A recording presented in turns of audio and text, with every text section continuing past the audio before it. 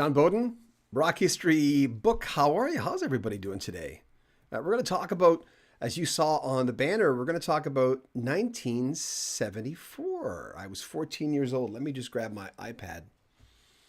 And at that time, I don't know when it was for you, because everyone gets into serious music at a certain time. Everyone has a sort of a different date on when music became serious for them. Like, really, I'm listening to it very, very seriously now. This is my thing. This is my, I'm buying records on my own. I'm not just listening to my older brother's records or older sister's records. Everyone has that. 74, we were going through a recession.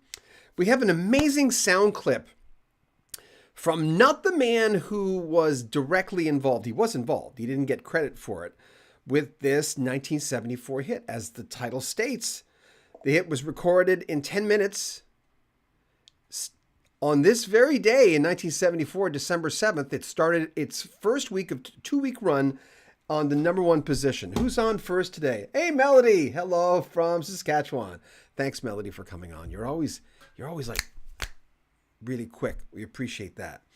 So this hit had its run at number one, first of 2 weeks, on this very day in 1974. Like I said, going through a recession, if you were 14 years old or you're a teenager like me, probably that didn't affect you much. But disco was a thing, and there was a band called Gonzales. They're one of the tightest bands in the UK.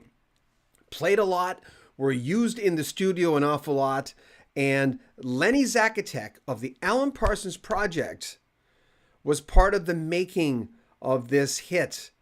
And you'll figure out who it is. Most of you know who I'm talking about. But here's Lenny Zakatek. I had to coax it out of him. Well, not really.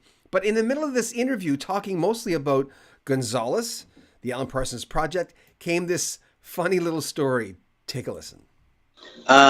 What then happened was Gonzales, the singer, was a guy called Carl Douglas, Mr. Kung Fu Fighting. But Carl was actually a much better singer than Kung Fu Fighting, if you excuse the the criticism. You know, he was a real Marvin Gaye, and he loved me saying this. I mean, for me, he was Curtis Mayfield, Marvin Gaye type of guy. So Kung Fu Fighting happened, and the story for Kung Fu Fighting is another story. It's too long and it can't be repeated on TV. But because of Gonzales.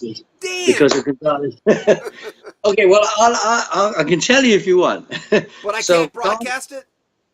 You can. Well, you is this live? Oh, God, no. I don't do anything live. Well, no, okay. So this is English humor for you. So Roy Davis, our keyboard player, would wake up in the morning, have a coffee, and that's the way he woke up.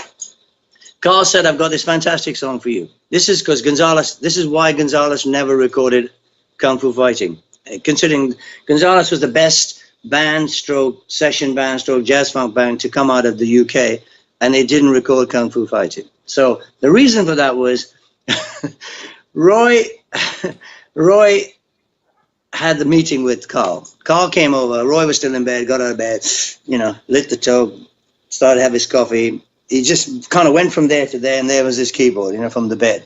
So Carl said, okay, give me an A minor. So Roy goes, A minor. So he goes, whoa, whoa, whoa, whoa. So Roy goes, yeah, what happens next? So he goes, well, give me another A minor. He says, and I go, whoa, whoa, whoa. So he said, yeah, and Roy was very cockney. Yeah, and what happens next, mate? So he goes, we hit another whoa, whoa, whoa, whoa. And then I go, everybody was Kung Fu Fighting. And Roy goes, what do I do? And he says, you go, da da da da da da da da da. And Roy went, are you serious? Roy was a jazzer, It's like, wouldn't you? I mean, if somebody goes, play da da da da da da da da. So we all went to Roy. You're joking. Anyway, what happened is this Indian guy called Biddu, who was a friend of mine, lovely guy. He produced "I Love to Love" by Tina Charles. I love to love, but my baby just loved to. See, I'm giving you all this history, man, for free. So Biddu heard it and went, "It's a hit," and that was it. Biddu recorded it, and Biddu was kind of, he wasn't making the kind of records Gonzales would have probably made at the time. You know what I mean? So yeah. Now, there's a story for you. Beaudin did produce it. I mean, I looked it up. Lenny Zakatek did not get credit for it, which would happen sometimes if you were in the room. Now they're very careful. Remember, now, not only for that reason, but now if you have a hit, if there's someone in the room who suggests something, they'll put you down. That's why, one of the reasons why there's so many writers in a song, but most notably because a lot of the times the person who's singing it has nothing to do with the writing. They just want a writing credit, that kind of thing, right? That's a sad thing about the music industry. But what an interesting tale about, and I loved this song when I was 14, Kung Fu Fighting. I loved it. I was not the biggest disco fan. Fun story, classic song. Alex says, "Hey Alex, do you have any snow in Boston?" Love the pictures. I watch all your pictures all the time. Enjoy them. So, Kung Fu Fighting was a novelty type song. David Carradine was big with, of course, the Kung Fu show. It was a one in Rome kind of thing, and I think people were looking for it because, as I mentioned, with the recession back then. People were looking for escapism. You know, people were watching their pockets. All the car companies were building smaller cars. Remember the Mustang 2? I mean, that was a time. Melody are great.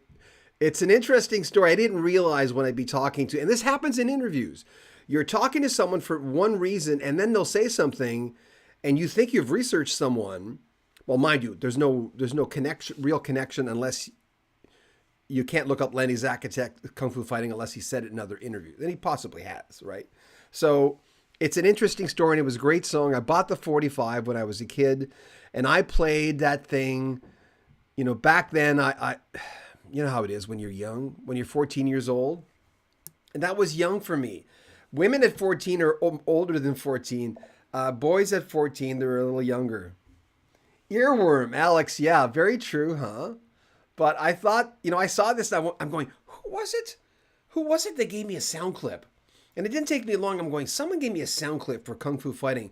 Because I saw it coming up today in history that it spent its first week at number one out of 2 weeks at number one. And I'm surprised it was only number one for 2 weeks, but it went on to sell worldwide 10 million copies. And yeah, Beaudin, his friend, was there and produced it. And the rest is history, as they say. Anyway, thanks for coming on today. I appreciate it. Hopefully, I really hope this video does well because they don't usually do well while we're doing them live because of the time zones, because I'll just get on when I get on. But it's such an interesting story. Here it says December 7th, 68, the White Album by the Beatles started a 7-week run at number one in the UK charts. And then I've got Barry White just on top of it. You're the first, you're the last, my everything. Barry White was number one in the UK with that song on this very date, 1974. Take good care of yourself. Thanks for hanging out with us. And remember, if you want to support us, you can join our Patreon. We just put some stuff on Peter Tork of the Monkees on our Patreon, which probably won't go up online for another week. Interesting facts that you might not know about Peter Tork. And another David Foster story, which is, I think, kind of interesting. It's shed some light about the type of person he is, which is kind of cool. So thanks for joining us. You can join our Patreon, make a donation via PayPal, buy a t-shirt. We're selling t-shirts really well right now.